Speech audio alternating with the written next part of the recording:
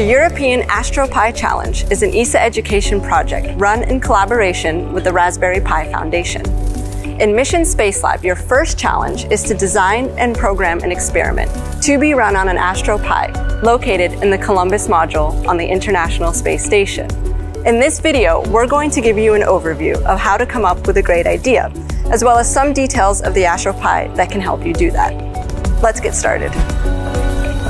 To begin, let's see where our two AstroPis, called Ed and Izzy, are located inside the ISS. Ed, which runs experiments for life in space, is situated about here in the Columbus module of the ISS.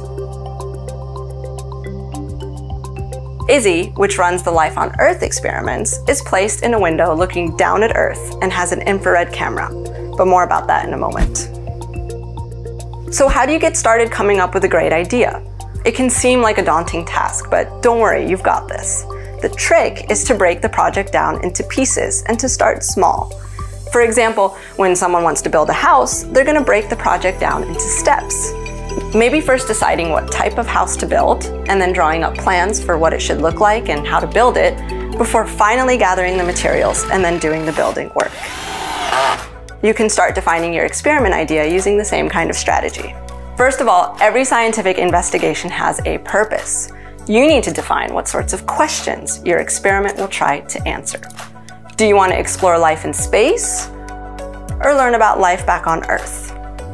Start by familiarizing yourself with the different sensors in the AstroPi computers and write down what they could help you find out. Next, think big. Don't worry about whether the ideas are good or even realistic at this stage. Just write down as many ideas as you can, and then start to refine your ideas by discounting those that don't fulfill our recommendations in this video. Once you've decided on your idea, come up with 3 possible ways of finding out the answers to your questions in an experiment using the AstroPi sensors available to you. Now I'm going to go over a few common mistakes that teams make when designing their experiment. The first is about the type of camera Izzy has. You might remember I said it's an infrared camera. On the electromagnetic spectrum, infrared is usually divided into bands: near, short, mid, long, and very long. A thermal imaging camera typically operates in the long infrared band, converting infrared into the typical heat image that you might be thinking of. The infrared camera on Izzy, however, cannot do that. Izzy's infrared camera detects visible light and near-infrared light, which is part of the electromagnetic spectrum close to visible light. We use a filter that blocks the red and green light, but lets the blue and near-infrared light through. Since the camera detects some visible light, when you get your photos back from the ISS, you can analyze plant life using the Normalized Differential Vegetation Index, or NDVI. Here's an example of an analyzed photo.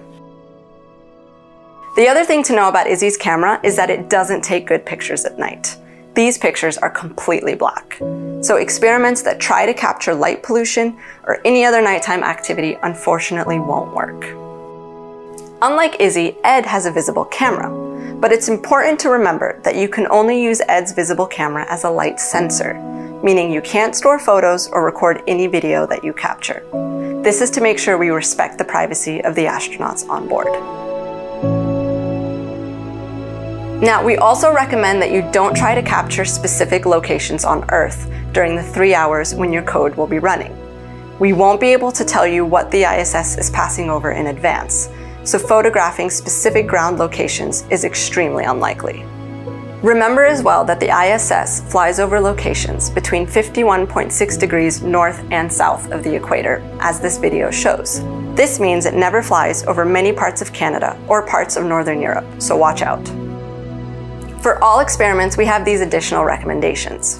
Real-time communication with the AstroPis is not possible, as we don't have a radio communication module to be able to give instructions from Earth to the AstroPi computers on the ISS. Also, as tempting as it may be, your idea shouldn't be a game, but a scientific experiment. Finally, your experiment can't rely on astronaut interaction. We can't be sure when an astronaut will be around the AstroPi computers, and they have their own busy working schedule. Here's a reminder of our recommendations.